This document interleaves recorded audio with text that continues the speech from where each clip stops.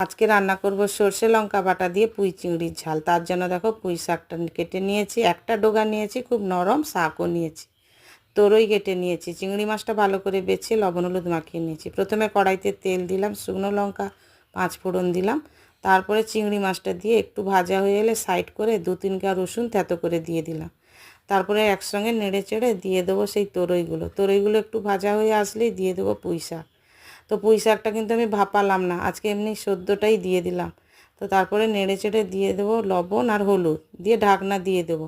দিয়ে আবার কিছুক্ষণ পরে ঢাকনা খুলে দেখো জল কতটা বেরিয়ে গেছে, এই জলেই রান্না হয়ে যাবে, খুব বেশি জলও লাগবে না। সর্ষে লঙ্কা বাটনাটা দিয়ে দিলাম, দিয়ে নেড়ে চেড়ে আবার ঢাকনা দিয়ে দিলাম। তো প্রায় হয়ে এসছে, একটুখানি বাটিতে গরম জল করেছিলাম সেটাই উপর থেকে দিয়ে আর একটু নেড়ে চেড়ে নামিয়ে নিলাম। হয়ে গেল আমার সর্ষে লঙ্কা বাটা দিয়ে পুঁই চিংড়ির ঝাল। যদি ভালো লাগে রেসিপিটা লাইক করে দিও, চ্যানেলটা আমার সাবস্ক্রাইব করে দিও।